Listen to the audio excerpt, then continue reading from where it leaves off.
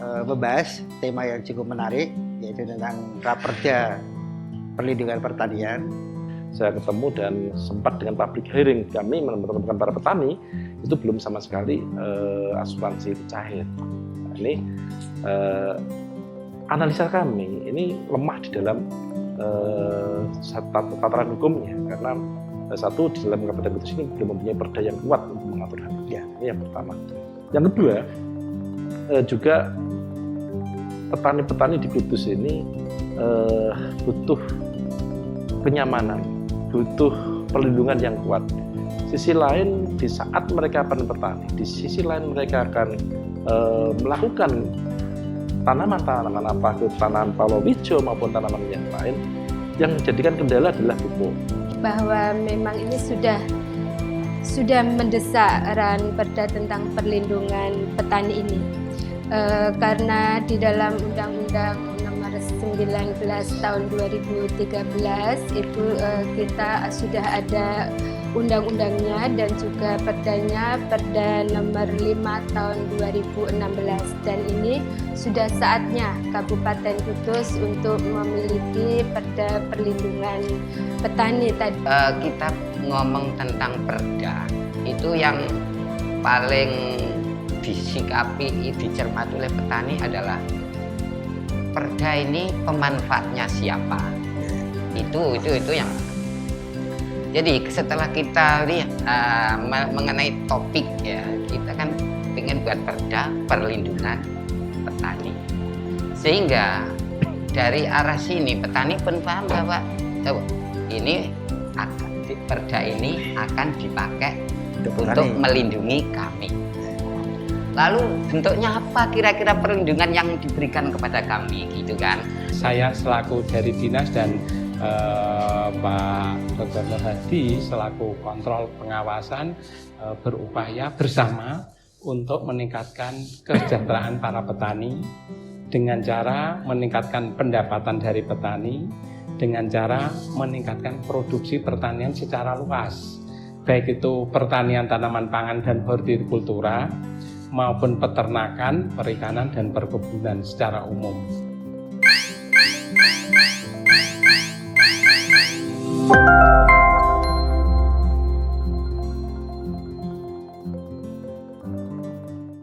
Assalamualaikum warahmatullahi wabarakatuh. Seluruh warga Kudus yang berbahagia, kembali kita ketemu bersama Tajuk Rakyat yang diadakan oleh Dewan Pimpinan Cabang Partai Kebangkitan Bangsa. Siang ini kita akan membahas tema yang cukup menarik, yaitu tentang Raperda Perlindungan Pertanian, dan telah bersama kita 3 narasumber yang akan kita ajak diskusi, Bapak-Bapak Ibu, yaitu yang pertama Dr. Haji Nur Hadi, Wakil Ketua Komisi B DPR RI, DPR Kabupaten Kudus, yang kebetulan masuk di Pansus Perlindungan Pertanian. Yang kedua, Ibu Insinyur Dewi Masito, MM, Kabid Tanaman dan Perkebunan dari Dinas Pertanian Kabupaten Kudus. Dan yang ketiga, Dr. Adesra Isnur, selaku Ketua Lembaga Pertanian NU Kabupaten Kudus. Siang ini, Bapak-Bapak Ibu, kita akan diskusi secara serius, tapi santai. Bukan membedah, tapi memberikan beberapa poin-poin yang penting untuk warga Kudus. Karena tentunya Raperda ini sangat dibutuhkan. Yang pertama, kepada Pak Nur Hadi.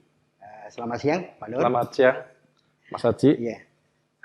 Pada siang ini, hal yang penting yang ingin kita minta untuk masukan dan juga penjelasan dari Dewan adalah apa urgensi dari Raperda Perlindungan Pertanian ini.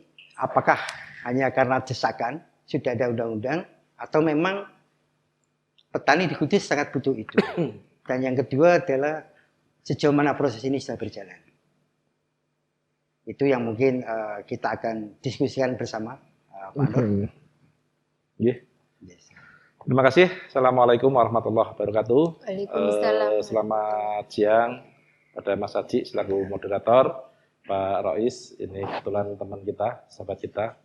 pelaku pendampingan para petani di Kabupaten Kudus, dan hampir beliau adalah mentor Jawa Tengah pusat ini nasional, dan Bu Dewi dari Dinas Pertanian yang sudah kami muliakan.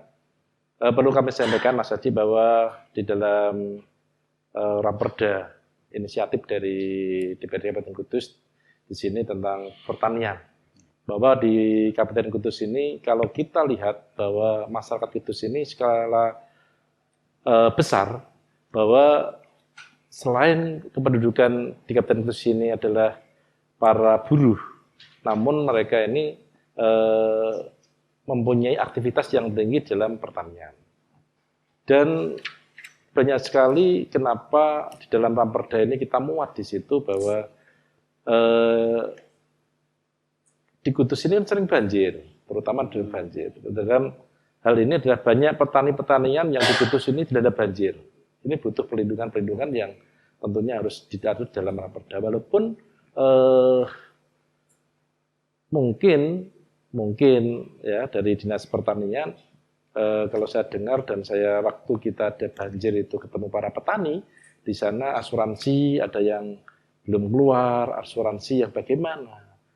Tataran kalau kita melihat sisi hukum, karena saya orang hukum, ini aturan tersebut belum teratur secara tertata dengan baik, dan betul-betul belum ada dasar hukumnya yang kuat.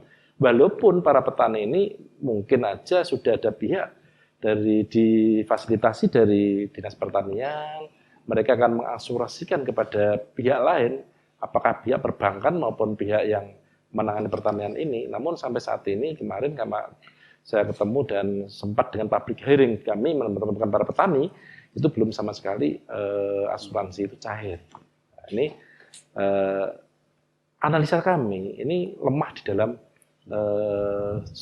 tataran hukumnya, karena satu, di dalam Kabupaten Kudus ini belum mempunyai perda yang kuat untuk mengatur hal ini. Ya, ini yang pertama. Yang kedua, juga petani-petani di Kudus ini butuh kenyamanan, butuh perlindungan yang kuat. Sisi lain, di saat mereka panen petani, di sisi lain mereka akan melakukan tanaman-tanaman, apa itu tanaman palawija maupun tanaman yang lain, yang jadikan kendala adalah pupuk satu ini. Dan pupuk ini sudah diatur tentang adanya subsidi, non subsidi. Ya, kadang para petani ini masih mengeluhnya dengan non subsidi itu yang sangat luar biasa, tapi yang subsidinya ini yang sedikit, jadi sangat minim lah. Ini dengan adanya perda ini mungkin yang tahu persis dari Dinas Pertanian Ibu ya, ini kita akan mengetahui Pak, skala kebutuhan para petani yang benar-benar dalam 1 tahun mereka panen itu berapa apa ya yang harus kita gelontorkan hitungan untuk bersubsidi maupun non subsidi. Karena kenapa? Kalau hitung-hitungan dalam kemarin saya sempat dengan teman-teman yang mempunyai distributor di sana, memang nilai tingkat yang dimiliki oleh para petani antara subsidi dan non subsidi ini belum imbang. Akhirnya kadang-kadang petani menjerit dengan adanya pupuk tersebut. Ini butuh adanya pelakuan hukum dan yang lain. Yang selanjutnya, petani-petani ini kan skala sekarang itu kan sudah tidak petani yang kayak dulu, zaman dulu. Sekarang harus dibuat bagaimana petani ini yang lebih modern. Lebih modern, mereka akan apa yang kita lakukan, penanaman ataupun dengan pengolahan tanahnya, ini dibutuhkan adanya pendampingan dari petani, dari dinas terkait. Nah, inilah yang harus diatur. Diaturnya bagaimana? Bagaimana kita memperoleh anggaran yang pas, yang dibutuhkan secara urgent dari APBD Kabupaten Kudus untuk pendampingan para petani. Pendampingan yang wujud bagaimana? Apakah kita berikan pelatihan cara mengolah tanah, atau bagaimana kita berikan pelatihan untuk menanam yang pas di daerah kita masing-masing. Karena di Kudus ini adalah tergolong ada 3 kalau saya katakan. Golongan yang pertama adalah golongan yang kelas atas. Dalam arti kelas atas ini ada di daerah pegunungan. Pegunungan ini mayoritas mereka tidak bisa bertanam padi maupun yang lain, ya kan? Begitu juga untuk di daerah yang subur atau daerah wilayah yang memang betul-betul bisa kita lakukan dua kegiatan, yakni bahasa orang Jawa itu bisa padi 2 kali sekali palawija, itu bisa kita lakukan. Beda lagi dengan yang ketiga, yakni yang ada tanaman di daerah rentan banjir. Jadi mereka ini harus kita betul-betul kita tata sedemikian hingga dengan adanya pendampingan dari dinas terkait, ini mampu para petani ini tidak akan kehilangan mata pencaharian mereka, karena di Kudus ini ada 3 kategori kalau menurut kami. Ada kategori yang di pegunungan, yakni mereka akan bertanam dengan pohon-pohon yang bisa jambu maupun yang lain, itu butuh pendampingan. Saya kira gitu urgensi bagaimana kami selaku anggota DPRD Kudus dari fraksi PKB untuk mengawal tentunya dengan Pansus 2 yang diantaranya adalah untuk merumuskan tentang para petani ini. Kebetulan dalam hal ini beliau Mas Rois ini beliau adalah yang sudah melintang pendampingan petani, ya, jadi kami minta saya sumbang sarannya bagaimana perda ini yang akan dinikmati oleh orang Kudus. Tentunya kami akan sejajar dengan Dinas Pertanian untuk menciptakan Kudus ini lebih baik, lebih maju, lebih bangkit daripada tahun-tahun kemarin. Ya, menyambung tadi Pak ya. Pak Nur ya tentang persoalan pasal-pasal yang istilahnya sekarang dibahas ya. Apakah itu sudah semuanya terakomodir dalam rancangan itu? Karena kita lihat Bapak Ibu yang terhormat, itu ada rancangannya itu kan Undang-Undang Perlindungan Petani. Memang berhenti di situ atau ada kelanjutannya? Nah, ini yang terus terang apakah ini jadi inisiatif dari Dewan atau juga itu sekaligus memang pembahasan yang berbarengan dengan eksekutif? Mungkin Bu Dewi bisa memberikan katakanlah tanggapan sejauh mana proses ini yang disampaikan tadi Pak Nur. Ternyata dalam rancangan ini masih banyak pasal-pasal yang belum tertampung. Terutama juga rancangan ini apakah hanya asal copy paste sehingga dari judulnya pun kalau kita kritisi pemberdayaan petaninya belum muncul. Apakah perlindungan itu sudah masuk di situ atau perlu ditambah? Nah, hal seperti ini saya pikir Dinas Pertanian sebagai katalisator dalam proses inisiasi ini bisa menjelaskan. Mungkin Ibu Dewi. Terima kasih Mas Haji, Pak Dr. Narhadi, Pak Rois. Terima kasih pada kesempatan siang ini. Tadi sudah disampaikan urgensinya Ranperda ini disampaikan, kita bahas, dan ini merupakan usulan dari Dewan yang tadi disampaikan bahwa memang ini sudah mendesak Ranperda tentang perlindungan petani ini. Karena di dalam Undang-Undang Nomor 19 Tahun 2013 itu kita sudah ada undang-undangnya dan juga perdanya, Perda Nomor 5 Tahun 2016, dan ini sudah saatnya Kabupaten Kudus untuk memiliki perda perlindungan petani. Tadi disampaikan ada apakah berhenti di dalam perlindungan petani. Pada saat kita pembahasan itu banyak masukan-masukan. Kita sudah beberapa tahapan pembahasan bersama Pansus. Itu ada usulan memang ada penambahan, kita tidak berhenti di dalam perlindungan petani, tetapi juga ada pemberdayaan di sana. Sehingga di dalam pasal 1 di samping nanti ada perlindungan petani, juga di sana ada pemberdayaan petani juga. Kemudian tadi disebutkan perlindungan petani itu banyak sekali di sana yang harus pasal per pasal disampaikan tentang sarana prasarananya pertanian. Tadi sudah disebutkan oleh Pak Nur Hadi tentang pupuk juga. Lah, terkait tentang pupuk, bahwa kita pupuk bersubsidi ini merupakan subsidi dari pusat, sehingga kita sangat tergantung dari APBN, kuota dari pusat, kemudian kita mendapatkan kuota dari provinsi, kemudian kita melalui ERDKK, elektronik rencana definitif kebutuhan kelompok, sehingga sudah tersistem di sana di ERDKK.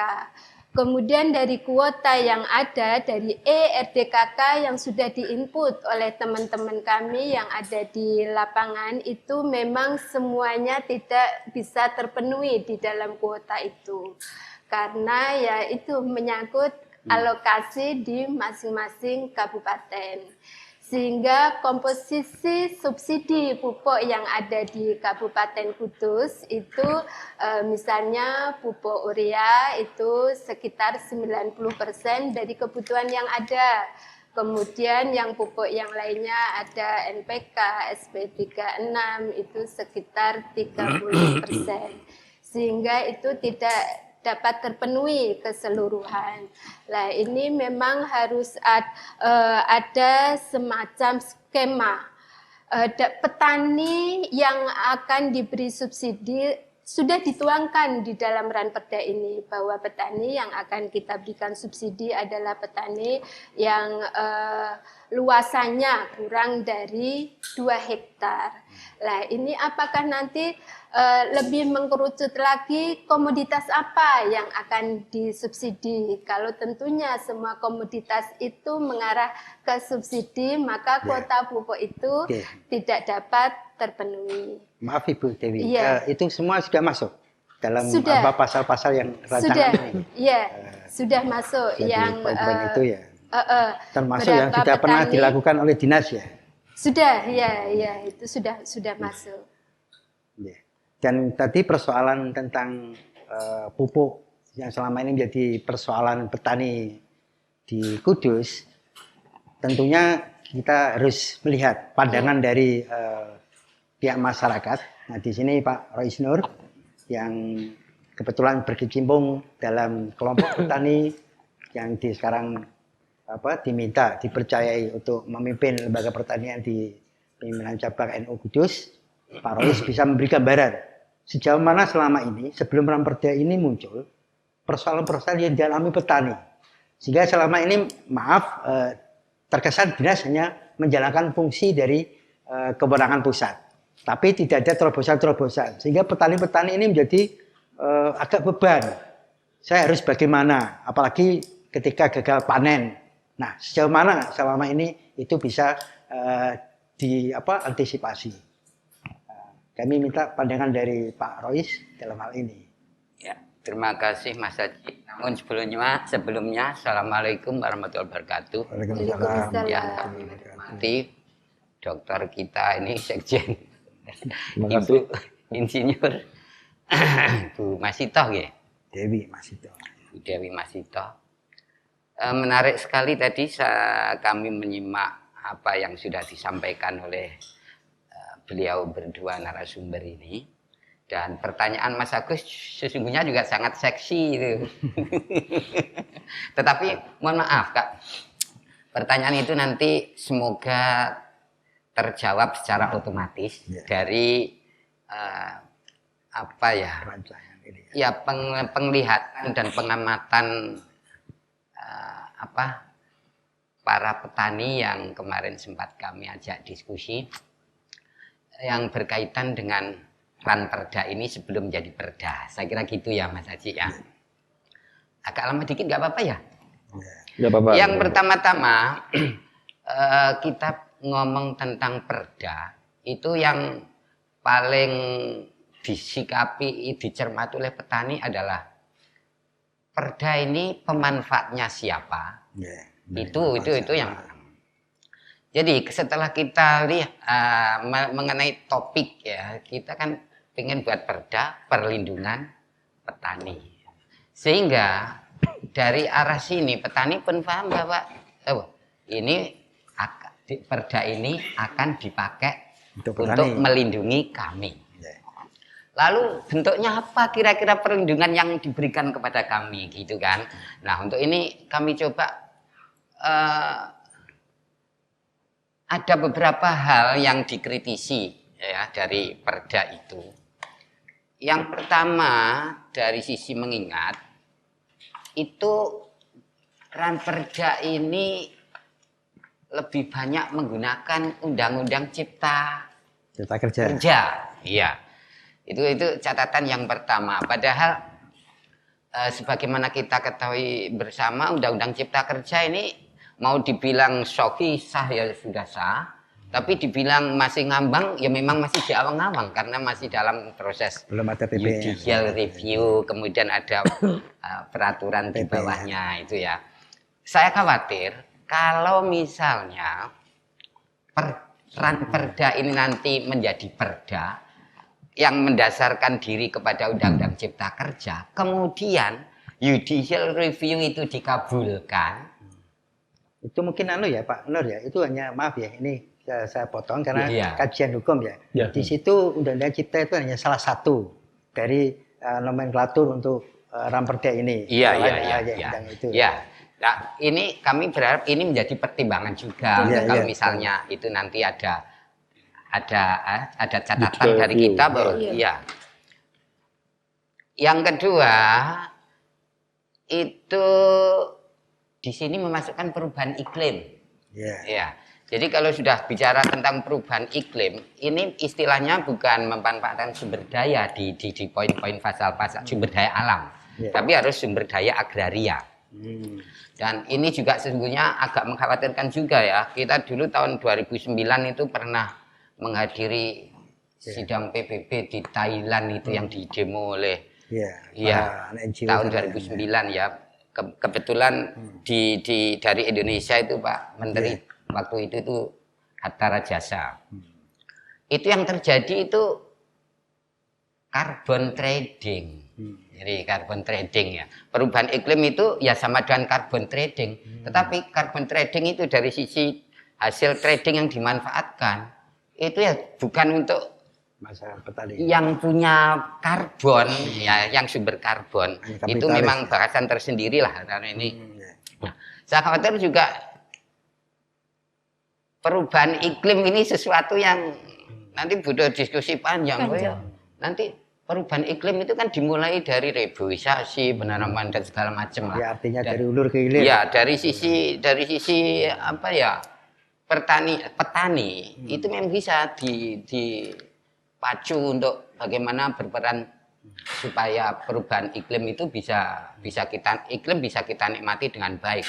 Tapi di sisi lain sebab-sebab perubahan iklim kan juga harus diantisipasi. Kita sampai dengan ini, mohon maaf, Indonesia itu kan tapi perubahan iklim kan sangat tetap diperlukan dalam proses dimasukkan dalam perancangan perda ini kan Pak Rais.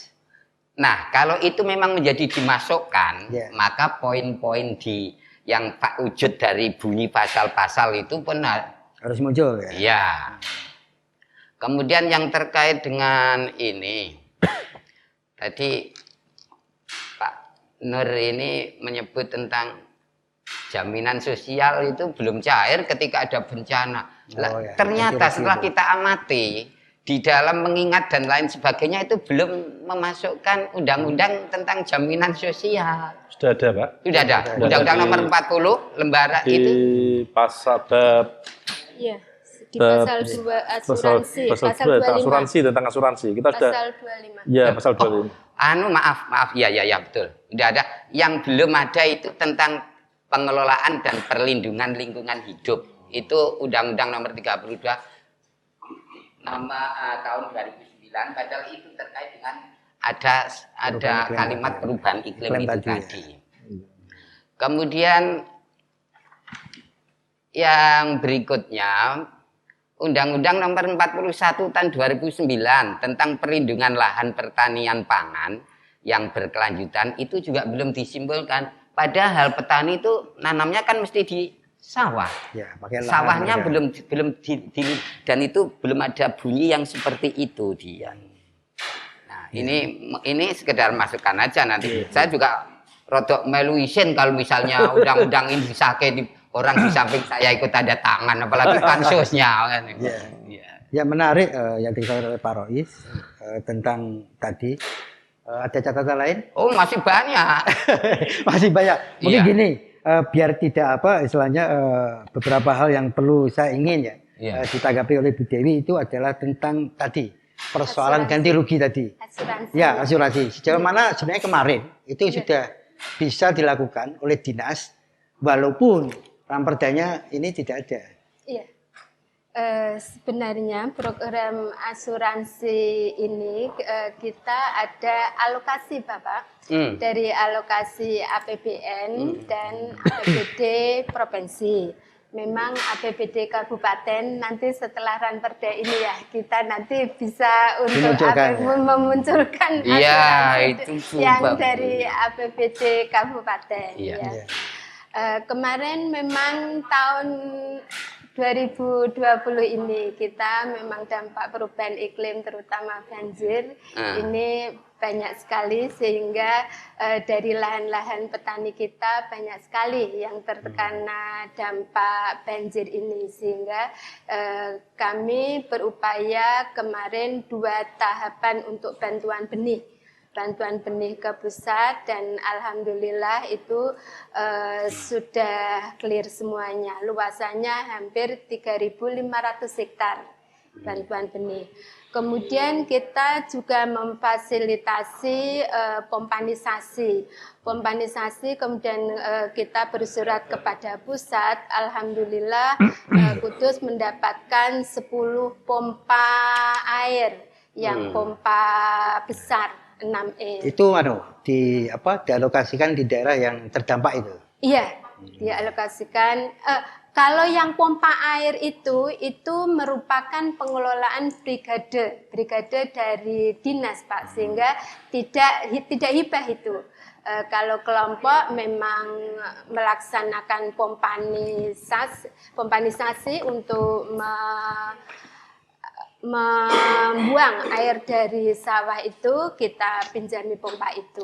Nah, akan tetapi tetap swadaya. Ya. Menarik Pak Nur, itu tentang konteks bagaimana regulasinya. Nah, walaupun raperda belum muncul, kemarin yang sudah dilakukan, itu memang Dewan bisa memberi kesempatan kepada eksekutif untuk melaksanakan program itu atau harus berkoordinasi dengan komisi terkait? Jadi gini, kebetulan kami di Komisi B yang membidangi di bidang pertanian tentunya. Jadi di dalam mensikapi beberapa daerah yang rentan banjir, itu memang pasca banjir itu biar petani tidak kerugian mereka yang signifikan itu akan berlarut, mereka akan mengalami kerugian. Memang ada tindakan-tindakan yang real, terutama adalah dari Dinas Pertanian untuk segera melakukan kegiatan-kegiatan yang tentunya bisa membantu para petani. Ini yang belum, mohon maaf, kita harus membedakan antara saya katakan asuransi tadi. Ya, asuransi itu yang saya inginkan di dalam pola pikir kami itu adalah kalau kita menanam padi sekian hektar, ya, dengan jaminan dengan biaya yang telah kita lakukan dengan funding atau dengan pihak swasta maupun pihak yang kita rajut untuk menjadikan MOU di dalam pertanian, ini mereka mungkin jaminan yang utuh. Ini penafsiran kami, ya, penafsiran kami. Kedepannya kayak gitu Mas Haji. Bukan kalau dinas terkait, daerah, provinsi maupun Kementerian Pertanian itu kan sudah dari APBD, APBN, ya baik itu dana pasca banjir, dana bencana kan gitu kan ada, Bu. Namun di sini sisi lain di dalam pasal yang sudah kami cantumkan di sini mengenai asuransi itu di dalam penafsiran kami, ini para petani yang ada di Kudus ini yang mempunyai kartu petani. Ini mereka betul-betul diharapkan mampu untuk mengikuti asuransi. Asuransinya entah itu yang dilakukan dari pihak dengan dinas yang fundingnya dengan pihak swasta maupun perbankan yang lain. Ini persepsi kami harus kayak gitu.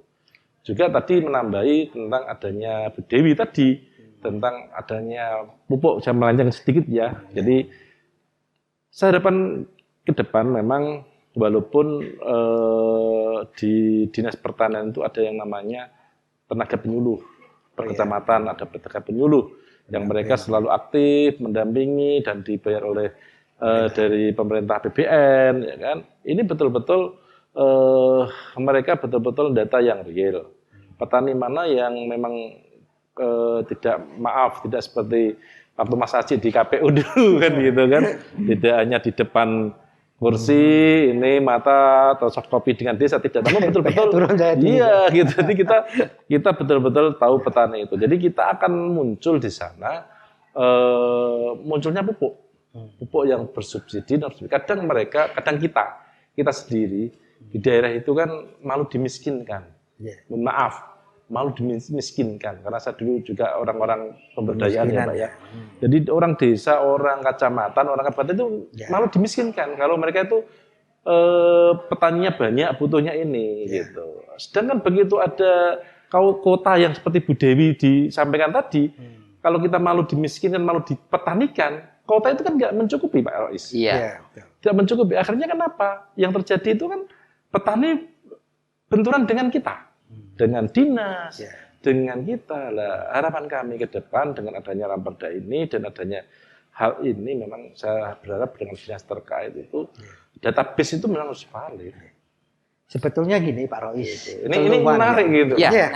Keluhan yang utama, yang istilahnya perlu ya, istilahnya kita explore itu adalah apakah hanya dua hal itu yang sekarang selama ini menjadi persoalan petani, baik pada tataran asuransi yang memang harus ke depan, harus dikelola dengan baik dan juga harus dimunculkan, terus juga menyangkut tadi pupuk dan database ya, nanti Ibu Dewi bisa mengenai apakah memang dinas itu punya database lengkap atau tidak, atau ada persoalan sebetulnya Pak, lahan misalkan. Iya, ini menarik ini Mas Agus, lahan juga persoalan tersendiri ya, kita tahu Hosing itu memakan lahan pertanian.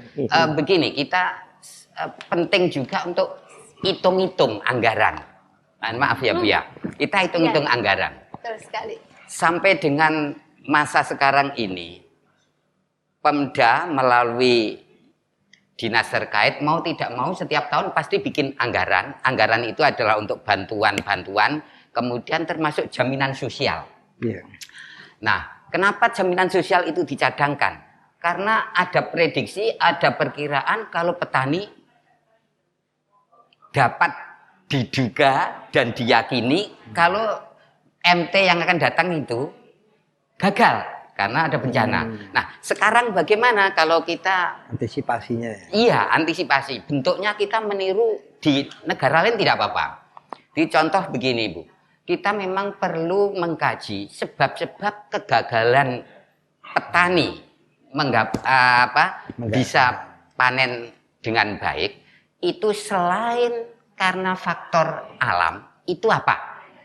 Nah, di negara lain itu begini, mohon maaf Bu. Ya, contoh ya begini. Contoh itu yang saya lihat di Korea Selatan ya. Misalnya ada hamparan tanah seluas 25 hektar ya Bu ya.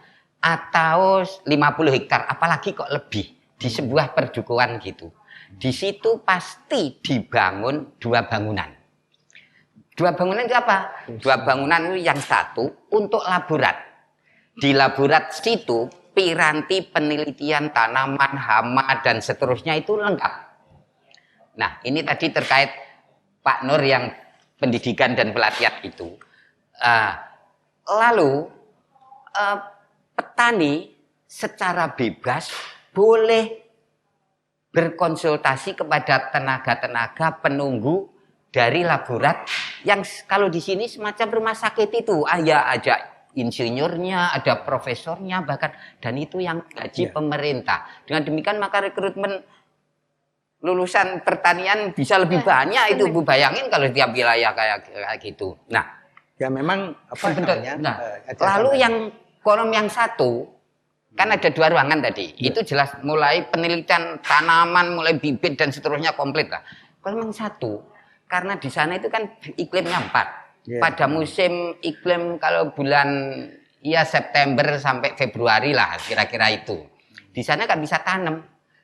Bapak-bapak itu diberi fasilitas boleh kerja ke pabrik selama musim dingin. Setelah musim dingin selesai kembali ke sawah.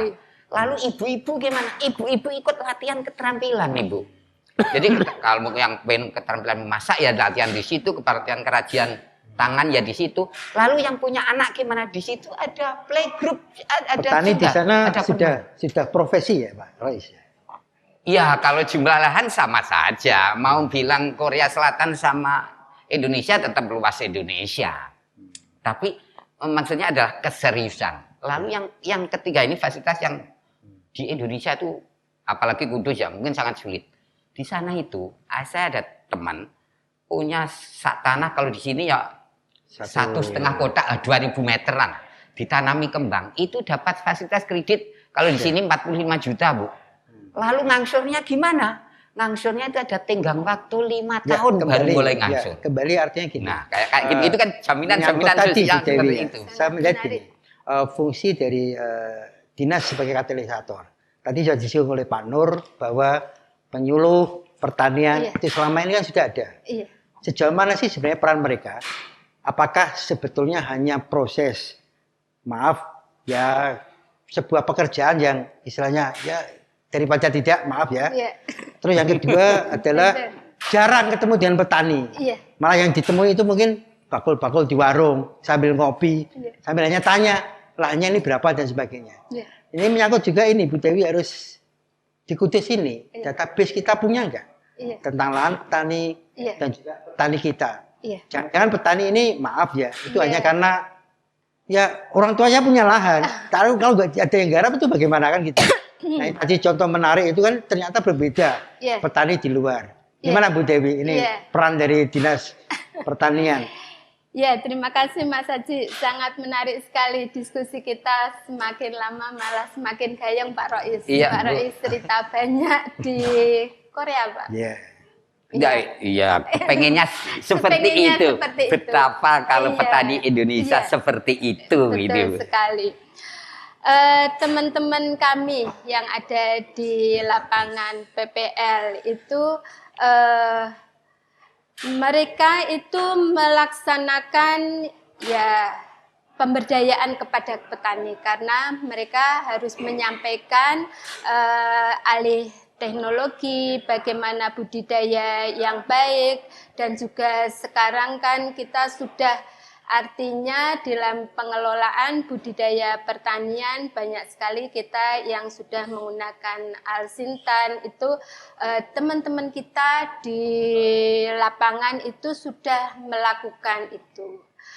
Akan tetapi memang ini dari sisi kuantitasnya, dari sisi teman-teman kita dengan desa binaan. Itu artinya belum proporsional. Apalagi kita yang ada itu penyuluh pertanian lapangan. Kita juga belum punya POPT, petugas organisme pengganggu tanaman. Ya, kita hanya ada petugas POPT itu dari provinsi. Lah, itu juga menjadi pemikiran kita karena kita berbudidaya tidak hanya menanam saja, tapi kalau tadi ada dampak perubahan iklim sehingga di sana ada hama penyakit itu perlu kita kendalikan. Kemudian yang mengenai database itu kita sekarang sistem yang ada di Kementan itu semuanya sudah berada di dalam sistem, di dalam elektronik sistem sehingga seperti ERDKK tadi sudah memuat berapa jumlah petani kita. Kita mempunyai jumlah petani sekitar 44.588 petani. Ini ada sapal ini memang. Iya, iya jumlah petani kita. Kemudian database luas lahan.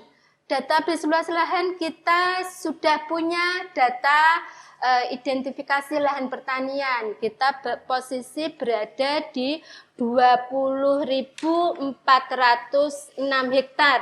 Di Kudus itu ada 20.406 hektar yang tersebar di 9 kecamatan tentunya. Itu, dan setiap kecamatan itu pun kita sudah punya petanya, di mana lahan pertanian itu ada, itu kita sudah punya database seperti itu. Sehingga kalau database ini semuanya kita sudah masuk sistem. Sistem ya, iya, dan ini memang ketika database sudah muncul dan perlindungan kepada petani juga memang sudah mulai diinisiasi.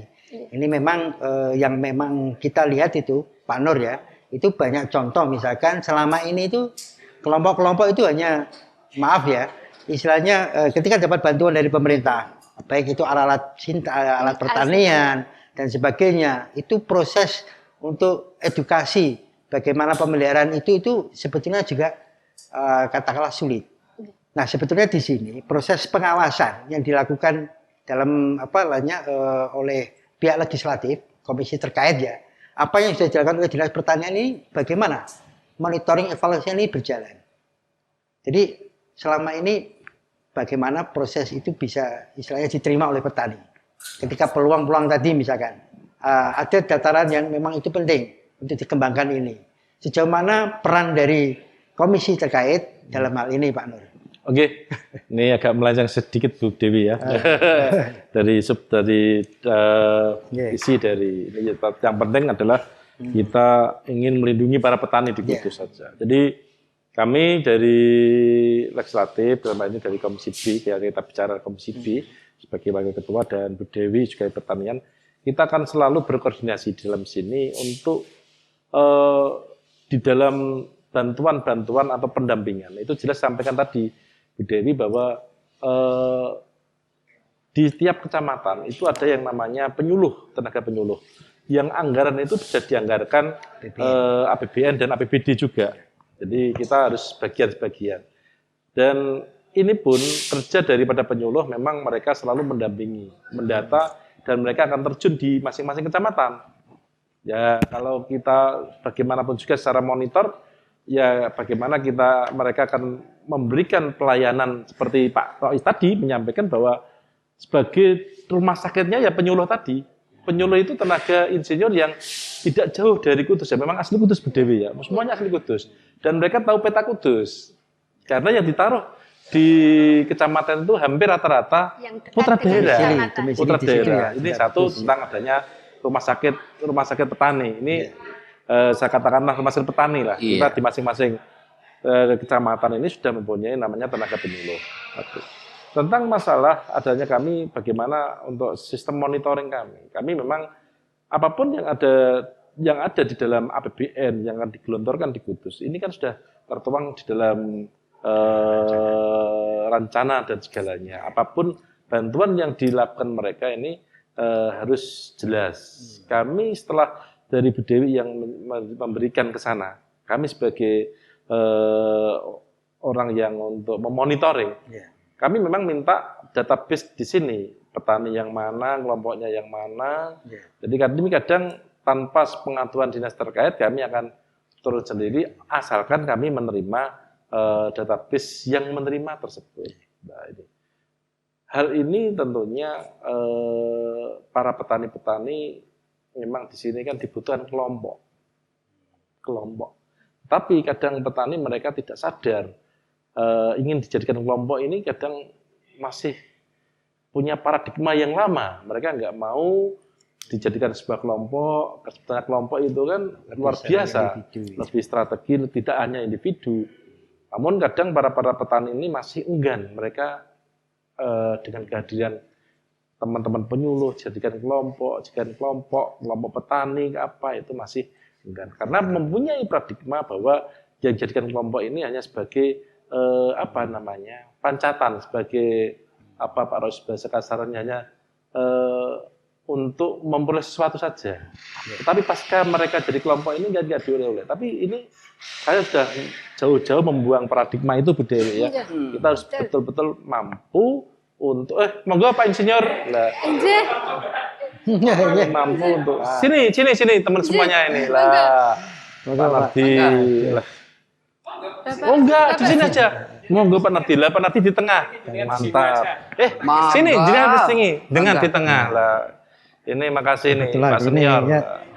Selamat. Monggo Bapak ini. 2D. Selamat datang ini Pak Kepala Dinas. Ya. Ini jadi saya lanjutkan Pak Insinyur, Pak Kepala Dinas. Jadi para hadirin di Kudus dan para petani, kita lebih senang secara kabit yang sudah memidangi Pak Moderator ya ini yang mempunyai areal para petani, Pak Nardi. Jadi selengkap. Jadi saya sampaikan bahwa kami dengan dinas terkait itu memang harus ada koordinasi yang perlu. Jadi ada program apa yang di dinas terkait, kami akan selalu koordinasi. Apapun bantuan di sana, kelompok mana, kita akan selalu kami selaku yang di parlemen, yang ada di legislatif, memang kita nilai kontrolnya di sana. Nilai kontrol di sana, apapun yang dilakukan ini akan lebih terbuka. Tidak seperti tahun-tahun yang dulu Pak Haji. Jadi kita akan lebih selektif dalam menerima bantuan-bantuan Bu Dewi ya. Jadi kelompoknya jelas, alamatnya jelas, orangnya jelas. Sekarang di itu kita tidak bisa seperti apa yang saya sampaikan. Syukur-syukur apa yang saya sampaikan tadi, bahwa dengan Alsintan, dengan apapun kita sudah terdeteksi. Apalagi di dalam pupuk Mas Haji. Saya gembar-gembar perkara pupuk ini kan. Bahwa pupuk itu tidak seperti dulu. Tidak seperti dulu. Dulu itu kan hanya beberapa raja pupuk itu kan hanya di beberapa orang. Walaupun di Kudus ini hanya 5 distributor yang besar. Namun di Kudus alhamdulillah sekarang itu hampir desa itu ada namanya toko apa Bu? Kios pupuk lengkap. Ya, gitu. Jadi kios pupuk lengkap itu muncul di semua desa dan desa itu harus mampu mereka melayani para petani, baik itu pupuk cair, baik pupuk organik maupun subsidi maupun non subsidi. Nah ini sangat luar biasa perkembangannya di Kudus, sangat luar biasa Mas Hadi tentang masalahnya pelaksanaan pupuk. Tinggal di sini bagaimana kita mampu untuk mengawal para petani, tentunya seperti Bu Dwi tadi, database yang jelas,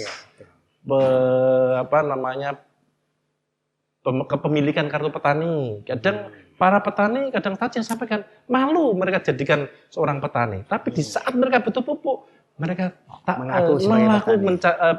ingin bicara seorang petani. Tapi kartu ini kan nggak bisa dibuat secara mendadak, harus terdatabase melalui ETKP itu. Nah, inilah kadang yang harus kita ketahui bersama para masyarakat yang ada di Kudus, terutama ini para Pak Rois ini yang pendamping. Jadi butuhnya negara kita yang mempunyai bis itu harus kita lengkapi adalah bagaimana kita mampu menyediakan kebutuhan pupuk yang ada di sekitar kita. Kadang teman-teman kita kan belum terbuka hatinya. Saya takut, saya malu dijadikan seorang petani. Akhirnya nggak dapat kartu petani. Sedangkan kita waktu kita butuh pupuk, kita harus minta petani. Dikira kita mempersulit. Mohon maaf Ibu Dwi ya, karena saya sering melakukan problemnya di situ ya Pak. Iya, jadi insya Allah lah dengan adanya Pak Nardi ini yang kepala dinas yang terbaru ini akan tersisir semuanya lah. Mereka ini juga petani Aceh Pak ya. Jambu ini lebih tahu. Juga. Terima kasih Pak Ci. Ya, terima kasih Pak Nur. Sangat menarik bahwa selamat datang Pak Insinyur. Dokter. Maaf saya lupa, ini juga lama sudah tidak ketemu. Terima kasih atas kehadiran dalam tajuk rakyat ini. Tadi sudah kita bincang bersama tentang bagaimana rancangan ini, Pak. Nah, mungkin kami mohon ada beberapa poin-poin yang perlu disampaikan oleh Bapak selaku Kepala Dinas. Tadi sudah disampaikan oleh Bu Dewi tentang poin-poin sebagai katalisator bagaimana kita ingin rancangan perda ini betul-betul memang menjawab kebutuhan petani, terutama di Kudus. Monggo Pak Kepala Dinas. Terima kasih sekali waktu yang diberikan pada saya. Assalamualaikum warahmatullahi wabarakatuh. Jadi prinsip dari baik eksekutif maupun legislatif, eksekutif maupun legislatif, terutama ini Pak Dr. Nur Hadi ini sinkron. Prinsip adalah bagaimana berupaya meningkatkan pendapatan dari petani dan bagaimana mengupayakan kemudahan-kemudahan sarana produksi. Kita ketahui bersama sarana produksi adalah satu faktor yang dapat meningkatkan produksi pertanian. Nah, dalam hal ini salah satunya adalah pupuk yang pernah disampaikan Pak Dr. Hadi tadi, bahwa kita sependapat dan sampai hari ini pupuk tidak ada masalah, dan dari dinas sudah berupaya sedemikian rupa membentuk semacam gakpotan dan membuat RDKK, rencana definitif kebutuhan kelompok. Itu salah satunya. Jadi walaupun Kudus kota industri, tapi sisi lain kegiatan mata pencaharian di bidang pertanian sangat dibutuhkan, sehingga kita saya selaku dari dinas dan Pak Dr. Nur Hadi selaku kontrol pengawasan berupaya bersama untuk meningkatkan kesejahteraan para petani dengan cara meningkatkan pendapatan dari petani, dengan cara meningkatkan produksi pertanian secara luas, baik itu pertanian tanaman pangan dan hortikultura maupun peternakan, perikanan, dan perkebunan secara umum. Itu yang bisa saya tambahkan. Yeah. Menariknya adalah tentang tadi yang menjadi persoalan kaitannya dengan perlindungan petani itu menyangkut selama ini muncul yang namanya asuransi bagi petani. Yeah. Nah, sejauh mana komitmen Dinas Pertanian Kabupaten Kudus agar dalam Ramperda ini hal seperti itu bisa dilanjuti, dan seperti apa istilahnya yang diharapkan oleh Dinas Pertanian bentuk perlindungan asuransi untuk petani, karena problem-problem misalkan gagal panen, misalkan tadi persoalan-persoalan itu bisa teratasi. Apakah sudah dimunculkan di rancangan pasal di Ramperda ini atau belum, Pak Nardi? Pada prinsipnya dalam upaya perlindungan ini adalah fokus pada petani, terutama bila gagal panen. Kemarin sudah kita identifikasi semuanya, dan pada prinsipnya dari asuransi siap untuk mengganti bila gagal. Tentunya memang ini ada beberapa anggaran baik dari anggaran pusat maupun provinsi.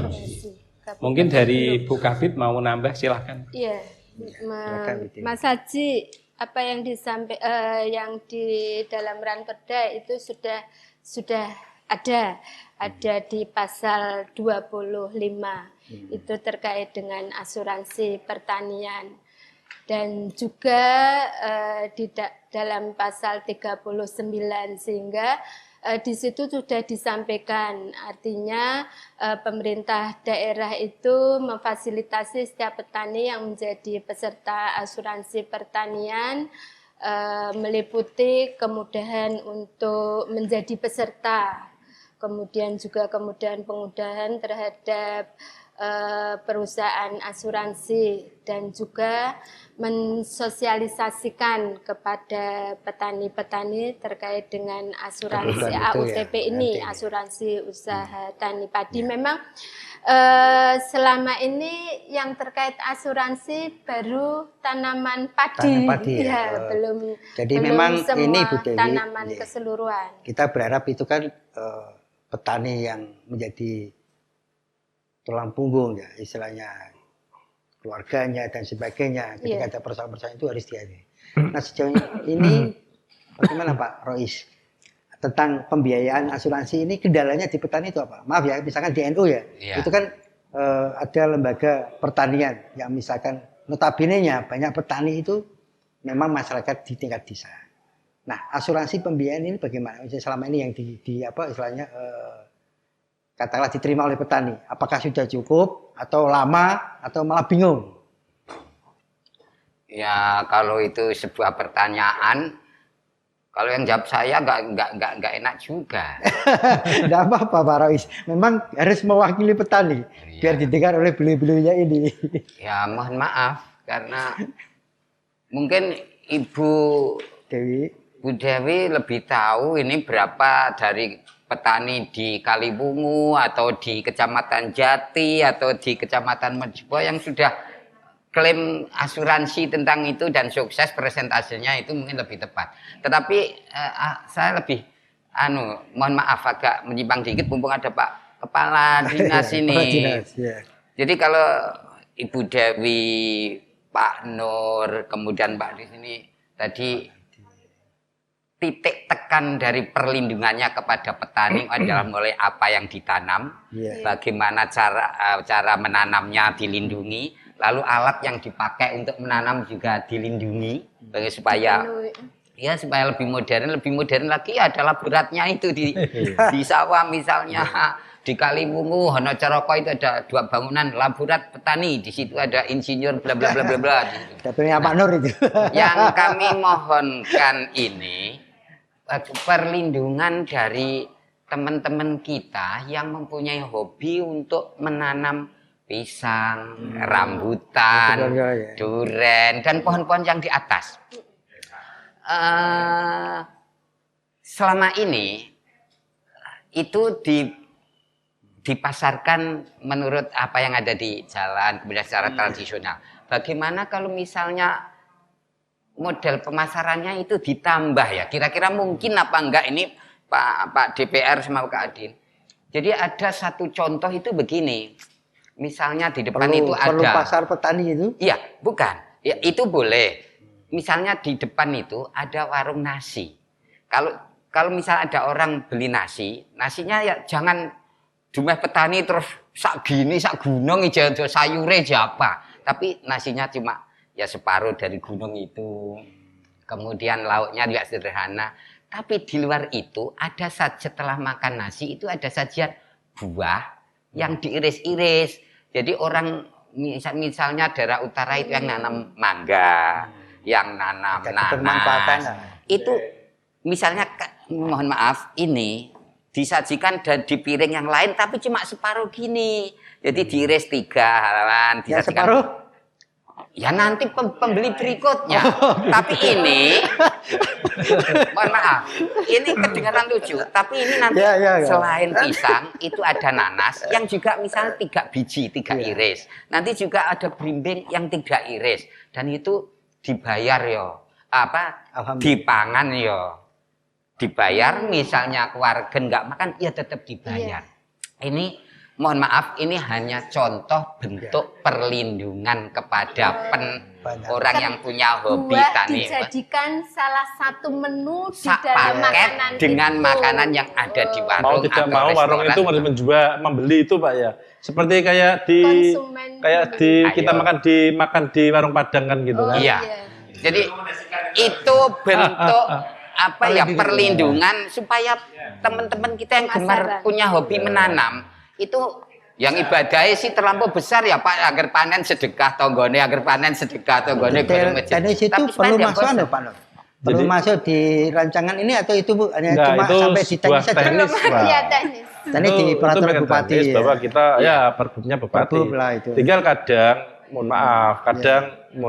masalah buah itu kan betul kadang itu para konsumen, para pemakai, para yang ingin makan itu kadang warung makannya ini yang harus kita edukasi karena kenapa bagaimanapun juga kalau kita warung makan seluruh Kabupaten Kudus saja ya kalau seperti idenya Pak Rois itu bisa masuk bisa tapi ini mohon maaf Pak saya tidak gurun-guruni tapi tidak tapi ada kesulitannya mereka aja kita pakai di masing-masing warung aja kita masih pinjer untuk bayar pajak itu aja mereka kesulitan ada dia mau apalagi mereka kita paksa untuk beli tanaman yang dari petani mau tidak mau suruh bayar masuk yang bayar bukan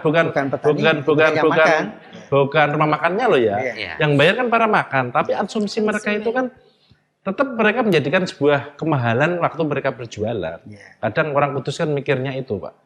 Karangasem yang biasanya 25.000 dengan daya tambahan 9 iris buah misalnya tambah 5.000. Mereka kan akhirnya agak tinggi hitung-hitungan hike-nya mereka. Dibanding dia beli buah di jalan atau beli vitamin. Iya, kalau kita berpikir itu Pak Fajar. Iya, Tapi mereka kan kadang segi emosional pribadi di warung itu kan kadang mereka menjaga kualitas, menjaga harga. Orang Kudus itu kan pengennya murah, parah kan gitu betul ya. Murah ya gitu. Nah ini tapi masukannya Pak Fajar luar biasa Pak Nardi ya. Jadi kita menjadikan sebuah bagaimana win-win solution bagi para petani untuk kita fundingkan dengan para PKL yang ada di Kudus. Kita akan berbarengan dengan para dinas perdagangan mungkin akan mengkolaborasikan antara program yang telah diusulkan dari pendamping setiap para petani ini,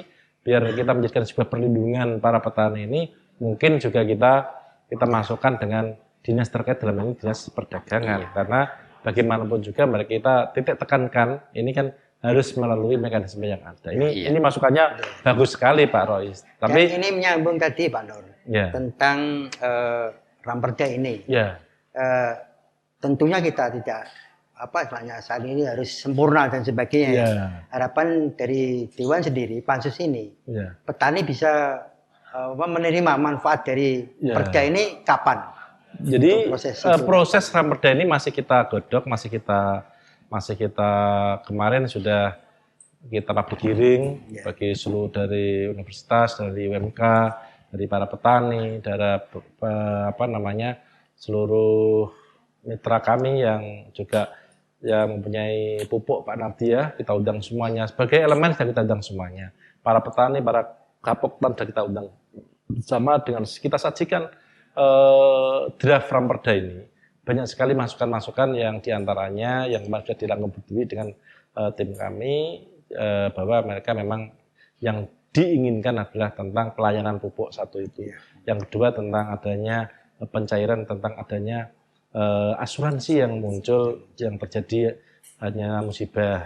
Yang ketiga memang adanya perlindungan para petani tentang adanya bantuan-bantuan mungkin Alsintan maupun yang lain. Ini dan pendampingan tentunya. Pendampingan mereka tidak ingin ditambah, tidak hanya satu kecamatan, hanya satu Pak Nardi ya. Mungkin dengan munculnya butuh pendampingan ini nanti akan menambah tadi masukannya Pak Rois, insinyur-insinyur kita yang masih banyak nganggur yang di masyarakat yang belum bisa terakomodir, kita masih membuat peluang bagi mereka. Syukur-syukur di Kudus ini satu desa satu penyuluh. Wah, ini akan lebih manfaat, lebih indah. Walaupun kita menggaji mereka lewat APBD yang dilewatkan dari Dinas Pertanian, kalau kita butuh desa itu kan yang pertanian hanya 120, kita hanya baru sedia 9 orang. Masih banyak sekali insinyur yang nganggur, yang butuh kita rangkul untuk membesarkan para petani. Tinggal kita di daerah, komitmen enggak pemerintah daerah untuk bermitra dengan para petani. Tidak hanya sebagai kebersihan saja yang mereka bersihkan, tapi itu loh penyuluh-penyuluh petani butuh dokter-dokter yang spesialis memanfaatkan putra daerah yang mempunyai insinyur, kita rangkul, kita ini insya Allah Pak Nardi dan kami Komisi B akan hal ini mengawal ini. Syukur-syukur hal ini akan terwujud di tahun anggaran 2002. Kan sekaligus konklusi dimulai dari Bu Dewi. Sebetulnya dari proses pembahasan ini target kepada petani apa dalam konteks Ramperda ini? Memang menarik sekali diskusi tadi. Target kami dengan adanya perlindungan dan pemberdayaan petani, yang pertama petani-petani kita yang di Kudus ini tadi sarana prasarananya di dalam budidaya petaninya itu dapat terpenuhi. Sehingga tadi perlindungan petani dan juga pemberdayaannya di dalam ada pelatihan-pelatihan sehingga nanti petani kita akan meningkat di dalam peningkatan produksinya dan juga perlindungan petani, karena selama ini perlindungan kan kita ada di dalam anggaran pusat dan provinsi, APBD belum, sehingga itu perlu, dan juga di pasca panennya. Dan pasca panennya itu kita arahnya ke sana sehingga petani setelah memproduksi juga pasca panennya di dalam segi harga komoditas yang telah diproduksi ini menjadi juga terlindungi. Pak Rois, ada catatan yang penting yang untuk proses ini, karena kita juga ini waktu, kita sebenarnya diskusinya ingin panjang Pak Nardi, tapi waktu membatasi kita. Iya. Beberapa hal poin yang memang perlu kita sampaikan, Pak. Kalau poinnya saya cuma sedikit aja. Ya semoga ini kan sebuah cita-cita, sebuah harapan. Semoga apa yang kita diskusikan di sini ini nanti bisa dinikmati oleh petani sebagaimana adanya. Yang kedua, memang perlu ditegaskan. Yang maksud kata perlindungan kepada petani itu macam mana? Perlindungan biar tetap begitu atau perlindungan yang bagaimana? Karena ini harusnya kita kan punya undang-undang UUPA ya Pak ya, UUPA atau 60 itu ya. Tapi yang sampai sekarang masih belum diapa-apain, sehingga jumlah luasan lahan dengan jumlah petani tadi yang diatur oleh Bu, itu kan kalau dibagi kan kecil. Kalau misalnya satu keluarga terdiri dari 4 anak aja, siapa betah jadi petani kan, itu kira-kira jawabnya. Saya kira itu. Berarti pemberdayaan ke depannya ini. Ya, catatan Pak Nardi. Gini, jadi berkaitan dengan perlindungan petani, sebetulnya kalau kita ambil kesimpulan, kita tarik, satu adalah masalah pupuk.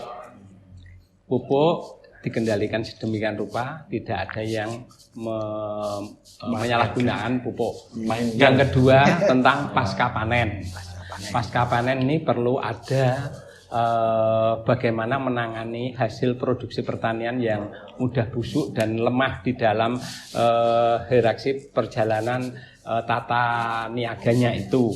Kalau dimungkinkan, mohon maaf Pak DPR yang terhormat, dimungkinkan ada semacam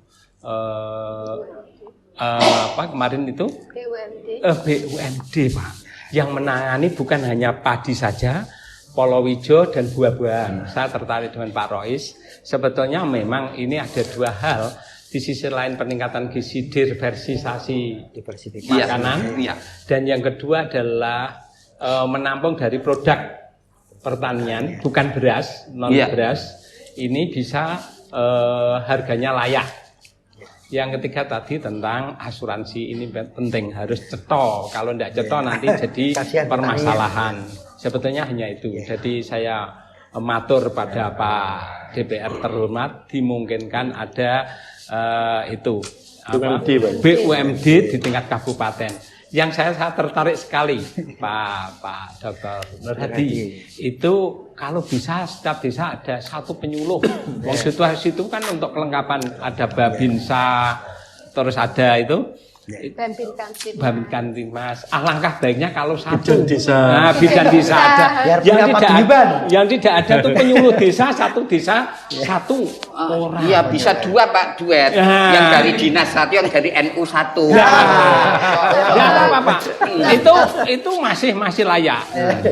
Dengan maaf ya, honor yang sekian, dengan dia berkiprah menaikkan peningkatan produksi dalam luas lahan di sebuah desa. Itu tertarik saya tadi. Itu Pak. Satu aspek teknis dan teknologis, yang satu aspek hizib doa. Terima kasih, sangat menarik Bapak-bapak, Ibu, dalam diskusi Tajuk Rakyat kali ini. Karena waktu, memang beberapa poin yang bisa kita sampaikan kepada warga Kudus, bahwa Dewan Perwakilan Rakyat sedang membahas tentang Raperda Perlindungan dan Pemberdayaan Petani, dan harapan kita adalah bagaimana petani Kudus ke depan lebih mandiri, lebih mampu meningkatkan perannya bagi peningkatan pendapatan daerah dan juga kesejahteraan masyarakat.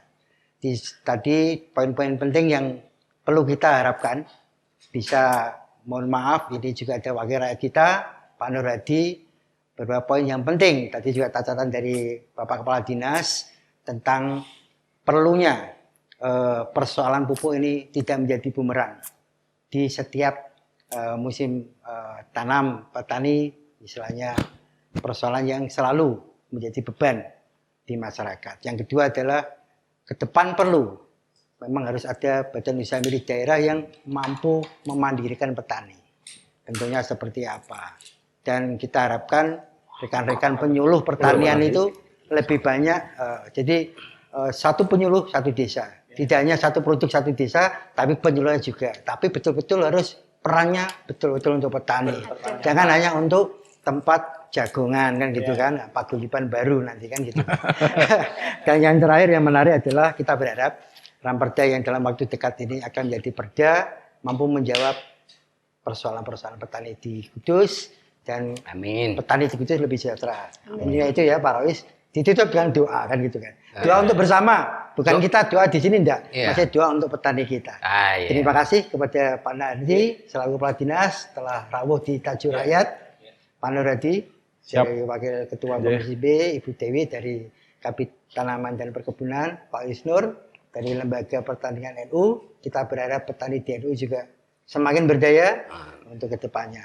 Terima kasih para pemirsa atas waktu dalam mengikuti Tajuk Rakyat kali ini dan akan ketemu di lain tema. Terima kasih. Wassalamualaikum warahmatullahi wabarakatuh. Waalaikumsalam warahmatullahi wabarakatuh.